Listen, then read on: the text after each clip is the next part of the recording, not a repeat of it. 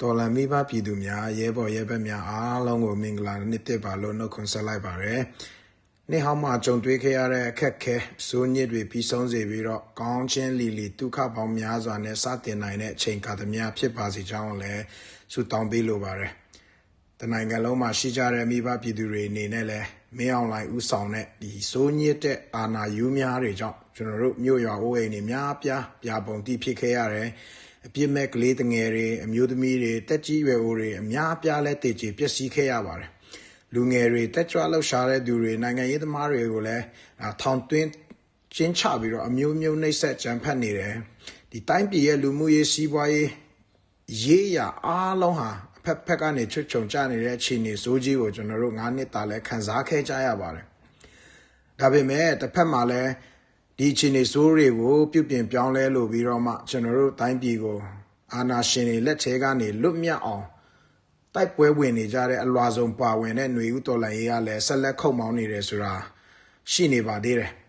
ဖြစ်နေပါသေးတယ်ဆက်လက်ခုတ်မောင်းနေပါတယ်ကျွန်တော်တို့ရဲ့တော်လှန်ရေးဟာအသက်ကြာနေမြင့်နေတဲ့ကြံ့ခံရုန်းကန်နေရတယ်ဒါပေမဲ့ကျွန်တော်တို့ရည်ရွယ်ချက်တွေပြည့်မီအောင်ဆက်လက်တက်တွေးချွေးတွေပေးဆက်ပြီးတော့လှုပ်ဆောင်နေကြဆဲပဲဖြစ်ပါတယ်တနိုင်ငံလုံးစီလုံးညီညွတ်စွာနဲ့တိုက်မအောင်ပွဲရမယ်ဆိုတာကိုလည်းကျွန်တော်တို့အားလုံးကသိပြီးဖြစ်ပါတယ်ဒါကြောင့်ဒီနှစ်တဲ့အခါသမယကနေစပြီးတော့အာနာယူတွေပြီးတိုင်ပြိုလဲဖို့ကျွန်တော်တို့ကန္တာတီးမှာတိုက်ပွဲဝင်နေကြတဲ့သူတွေအားလုံးစီလုံးကြဖို့ကိုလည်းဆုတောင်းမြတ်တာပို့တာပါတယ်ကျင်းမြောင်းတဲ့အမျိုးသားရေးမှာပဲကျွန်တော်တို့တွေပိတ်မိမနေကြဘဲနဲ့ကြဲပြောတဲ့အမျိုးသားရေးနဲ့ပြည်ထောင်စုရေးကိုကျွန်တော်တို့ရှေ့ရှုလှုပ်ဆောင်ကြရပါလိမ့်မယ်အဲ့ဒီအတွက်ကိုလည်းအလေးနဲ့တိုက်တွန်းနိုးစော်လိုပါတယ်အာနာရှင်တွေကြိုက်ကျွန်တော်တို့ချင်းတွေပြန်တိုက်ခိုက်ကြတွေးကွဲကြတာမျိုးတွေကိုတက်နိုင်ဆုံးကျွန်တော်တို့ရှောင်ရှားကြရမယ်အုံနောက်ကြီးရမယ်နှလုံးသားကြီးရမယ်ကျွန်တော်တို့ဒီလိုခက်ခဲတွေကိုကျွန်တော်တို့ရဲ့ကြီးမားတဲ့မျှော်မှန်းချက်တွေဉာဏ်ပညာတွေနဲ့ကြော်လွှားကြရအောင်လို့လည်းကျွန်တော်ဆုတောင်းလိုပါတယ်အများပြည်သူလူထုများရဲဘော်ရဲဘက်များကျွန်တော်တို့ထောက်ဖို့ညီကိုမောင်နှမများအားလုံးကိုလည်းကျွန်တော်တို့တတိတစ်ခုချက်စေလိုပါတယ်လူမှုကွန်ရက်စာမျက်နှာတွေဟာကျွန်တော်တို့တော်လေးကိုတုံးရင်တုံးတက်တယ်လို့ကောင်းကျိုးရှိပါတယ်မတုံးရင်မတုံးတက်တယ်လို့လည်းဆိုကျိုးရှိပါတယ်ဒီလူမှုကွန်ရက်စာမျက်နှာတွေပေါ်မှာမြင်တွေ့နေရတဲ့အရာတွေဟာကျွန်တော်တို့ဖက်ကနေပြီးတော့မှအကျိုးချောင်းစီလျော်စွာဝေဖန်ပိုင်းခြားစဉ်းစားနိုင်မှသာလင်တော်ကကြပါတယ်မြင်ရတဲ့အရာလောက်မှာပဲကျွန်တော်တို့စိတ်ပြက်အားငယ်နေမယ်တိမ်ငယ်နေမယ်အားတက်မယ်ဆိုတဲ့အရာတွေကိုပြုလုပ်ရင်တော့ကျွန်တော်တို့မာကြီးမားနိုင်ပါတယ်ဒါကြောင့်မလို့လူမှုကွန်ရက်စာမျက်နှာတွေပေါ်မှာတွေ့မြင်နေရတဲ့အရ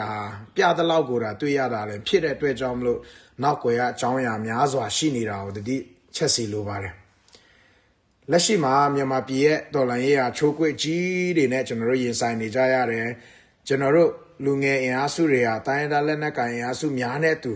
တစ်ဖက်မှာလည်းအဆုံးသက်တိုက်ပွဲအတွက်ဆက်လက်တိုက်ပွဲဝင်နေကြသေးတယ်မြန်မာပြည်လုံးတော်လှန်ရေးအင်အားစုများထိန်းချုပ်အုပ်ချုပ်စီမံနေတဲ့နေရာဒေသတွေအများအပြားလည်းရှိလာနေပြီဖြစ်တယ်ဒါကြောင့်ကျွန်တော်တို့စိတ်သက်ကြစရာတွေမကောင်းတဲ့အရာတွေကိုကျွန်တော်တို့တိတ်မတွေးပဲနဲ့အောင်ပွဲအတွက်ဆက်လက်ယုံကြရအောင်မယ်ဆက်လက်ယုံနေရအောင်မယ်ဆက်လက်ပြီးယုံသွားကြရအောင်ပါအောင်မယ်စီရေးနိုင်ငံရေးခက်ခဲတွေတိုက်ပွဲတွေကြားမှာကြံ့ခံရက်တည်ပေးတဲ့ကျွန်တော်တို့စစ်ဆောင်တွေကိုလည်းကျွန်တော်တို့အထူးပင်ကျေးဇူးတင်ရှိပါတယ်အခက်ခဲပေါင်းများစွာရင်ဆိုင်နေရတာကိုသိပါတယ်မိုးရာဒီလျောက်နွေရာဒီလျောက်အခက်ခဲတွေများစွာဒါပေမဲ့အမှန်တရားနဲ့ဒီလွတ်လပ်ရေးအတွက်အခုချိန်ထိရက်တည်ပေးနေတာအတွက်တကယ်ကိုအထူးအတိမတ်ပြုလေးစားကြောင်းကိုလည်းဖော်ပြလိုပါတယ်နောက်ဆုံးအနေနဲ့ကတော့ကျွန်တော်တို့ဟာ